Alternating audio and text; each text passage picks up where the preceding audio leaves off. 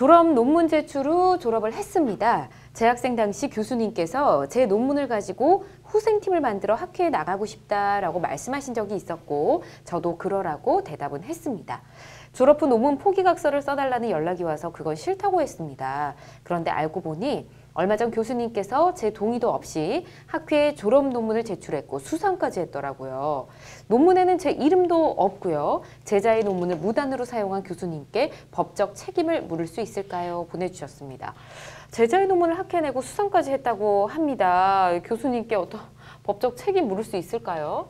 예, 뭐 이런 사건이 꽤 많죠. 요즘에 그러니까요. 뭐 사실 이제 그 논문 가로채기라고 하는데 네. 뭐 참 이게 어떤 우리나라 어떤 대학 어떤 이 사회 좀 교수 사회 그리고 뭐 대학 어떤 학교 네. 네, 어떤 심각한 어떤 좀 굉장히 많잖아요. 예, 병폐 사실은. 같은데 예. 사실 뭐 이런 논문 가로채기뿐만 아니라 뭐 이제 연구비 가로채기 뭐 이런 것도 많이 있죠. 이런 사안도. 그래서 뭐 그 공동 뭐 연구자로 올리고 나서 뭐 그 공동연구자로 온 뭐 어떤 그 이제 입금된 돈을 또 네. 자기 계좌로 돌리고 뭐 이런 경우가 굉장히 많은데 일단 굉장히 좀 흔한 사건인데 네.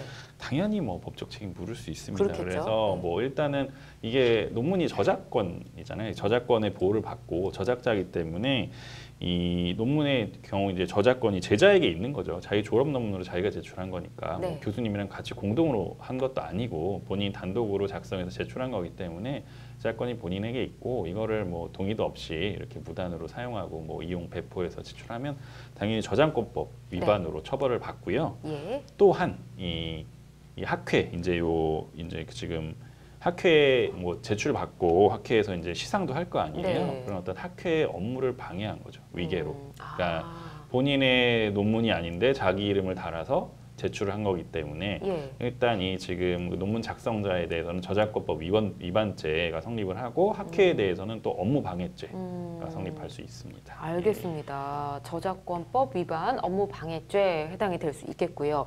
자, 근데 제자에게 졸업 논문 관련해서 포기각서를 써달라고 했습니다. 교수님이 어떻게 이러실 수가 있죠? 좀 어긋난 행동 아닙니까? 네, 맞습니다. 형법 제324조는 예. 폭행 또는 협박으로 인해 사람의 권리 행사를 방해하거나 의무 없는 일을 하게 한 자를 강요죄로 처벌하게 하고 있습니다. 네. 교수가 만약에 이 사건에서 뭐 정확한 정보는 안 나와 있지만 포기각서를 말하면서 어떤 유무형의 불이익을 암시를 했다라거나 한다면 강요죄에 해당할 수 있겠습니다. 아, 그렇군요. 법적으로 어긋난 행동이다 네네. 라는 말씀이시고요. 아, 만약 학교에서 이런 사실을 알게 된다면 당연히 수상을 취소하지 않을까 싶은데 어떻습니까?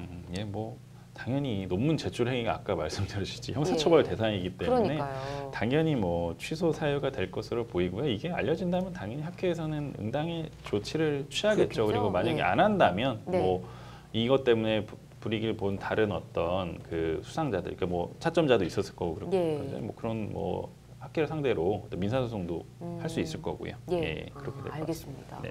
지금 이런 상담 같은 경우는 논문 표절과는 또 다른 문제인 것 같기도 합니다. 논문을 표절해서 문제가 된 경우도 굉장히 많았었는데 이런 경우는 어떤 처벌을 받게 될까요? 논문 아까 김수환 변호사님께서 저작권법에 대해서 잠깐 말씀해 네. 주셨는데 저작권법은 그 논문 부분에 대해서 뭐 이렇게 설명을 하고 있습니다.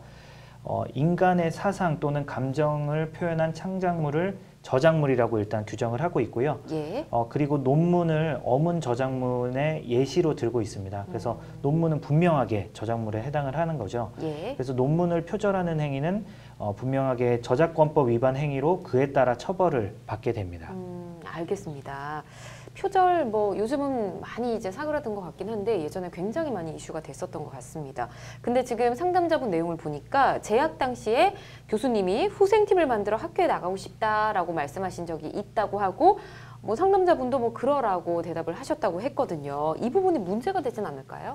저도 좀 이게 걸리긴 해요, 사실. 아, 그래요? 근데 전후상황이 어떻게 되는지 사실 이 후생팀을 만들어 학회에 나가고 싶다는 네. 게 무슨 말인지 사실 모르겠고 네. 네. 근데 뭐 사실 전후상황이 어떻게 되는지는 뭐 좀 더 자세한 이야기를 들어봐야 될 것 같긴 해요. 예. 근데 뭐 이게 뭐 사실이라고 하더라도 이런 인사표시에 네 그러세요라고 동의를 한 게 과연 뭐 공동 저작자까지도 모르겠어요. 예. 근데 내 저작 저작자, 그러니까 내 이름 빼고 배제하고 교수님 이름으로 논문 제출하셔도 저는 상관없어요. 그 뜻은 아니잖아요. 이런 동의라고 보기는 그렇죠. 어려워서요. 예. 뭐 특별히 형사 책임 성립 여부에 전혀 뭐 영향을 미칠 만한 요소는 아닌 것 같습니다. 그렇군요. 예. 알겠습니다. 자, 상담자분 굉장히 많이 억울하고 또 배신감도 들 것 같습니다. 일단 바로 취할 수 있는 조치가 궁금해지는데요. 권 변호사님 좀 알려주십시오. 네, 뭐 일단 아까 말씀드린 대로 형사처벌이 가능한 사안이고 뭐 예. 관련해서 학회에서도 조치가 취해질 수 있는 사안이기 때문에 그런 부분을 알려야 될 것 같습니다. 네. 논문을 무단으로 사용한 교수님에 대해서 일단 형사 고소를 진행을 하셔야 될 것 형사고소. 같고요. 예.